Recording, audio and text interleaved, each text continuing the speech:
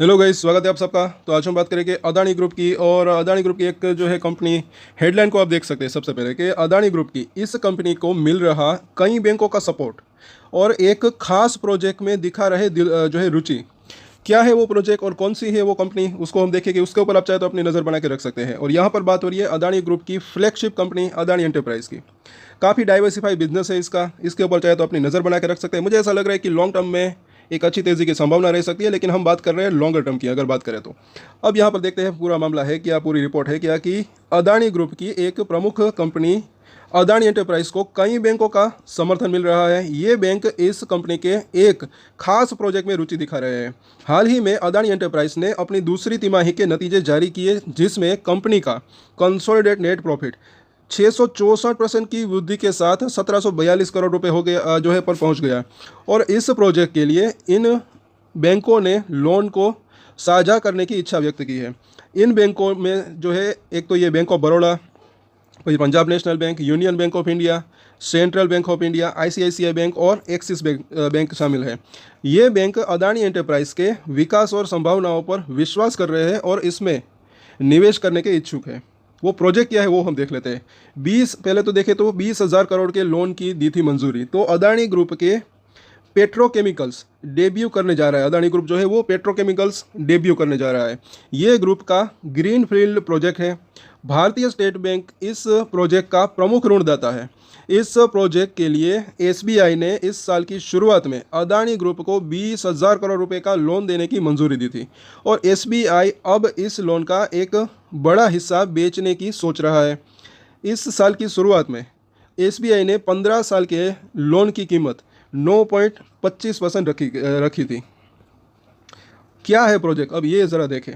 तो कंपनी का ये प्रोजेक्ट गुजरात के मुंद्रा में है और इसकी लागत 4 अरब डॉलर यानी कि पैसे में अगर रुपया में करें तो करीब 34,000 करोड़ रुपए बताई जा रही है। ये प्रोजेक्ट पॉलीविनाइल क्लोराइड यानी कि पीवीसी से जुड़ा है और 2 मिलियन टन पीवीसी का ये प्रोजेक्ट अदानी ग्रुप का पेट्रोकेमिकल क्षेत्र में पहला कदम है। इससे भारत की प्लास्टिक पॉलीमर बनाने की क्षमता 2 गुनी होने की उम्मीद है। इसका इस्तेमाल रेनकोट, तार, प्लास्टिक पाइप आदि चीज़ों के अलावा मेडिकल डिवाइस बनाने के लिए किया जाता है। तो ये जो है काफ़ी ये प्रोजेक्ट इनके लिए एक मतलब कि यूज़फुल रह सकता है। आगे देखते हैं कि एसबीआई को कुछ फ़ायदा होगा। तो लोन बेचने से बैंक को किसी विशेष इकाई के लिए अपने जोखिम को कम करने में मदद मिलती है। साथ ही ग्रुप की अन्य कंपनियों को लोन देने की स्थिति में अपनी सीमाएं भी खोल देता है। एसबीआई लोन को मुंद्रा गुजरात में अदानी एंटरप्राइज की ओर से स्थापित किए जाने वाले green field poly vinyl chloride यानी कि पीवीसी प्लांट के लिए स्वीकृत किया गया था। और बैंक क्यों दिखा रहे रुचि, तो ये ज़रा देखें। तो जानकारों के मुताबिक अदानी ग्रुप का ये प्रोजेक्ट काफ़ी बड़ा है और बैंकों के लिए इसका हिस्सा बनना दिलचस्प है, क्योंकि ये एक हाई रेटेड क्रेडिट है। और इस प्रोजेक्ट के तहत बनने वाली चीज़ें, लोन की रकम और ग्रुप की क्रेडिट रेटिंग के कारण इतने सारे बैंक जो है वो हिस्सा लेने के लिए तैयार है। पीवीसी के घरेलू विनिर्माण से भारत को आयात पर निर्भरता कम करने में मदद मिलेगी। वहीं आर्थिक गतिविधि और उच्च बुनियादी ढांचे के खर्च से पीवीसी की मांग बढ़ने की उम्मीद है। अदानी को उम्मीद है कि प्रोजेक्ट का पहला चरण साल 2026 के अंत तक लागू हो जाएगा।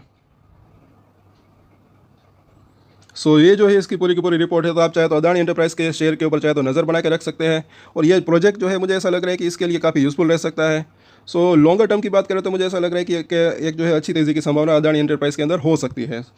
आज के वीडियो में इतना ही। अगर अच्छा लगा तो लाइक, शेयर एंड सब्सक्राइब जरूर करें। और एक स्टैंडर्ड डिस्क्लेमर जो कि मैं हमेशा देता हूँ, आप कोई भी ट्रेड ले उससे पहले अपनी रिसर्च करें, अपने फाइनेंशियल एडवाइजर की सलाह ले, उसके बाद ही कोई डिसीजन ले। और डिसीजन ले तो उसकी जिम्मेदारी मेच्योरिटी के साथ खुद ही ले। ये वीडियो मैंने एजुकेशन पर्पस के लिए बनाए, मेरी तरफ से कोई भी बाय या सेल की रिकमेंडेशन नहीं है। Thank you.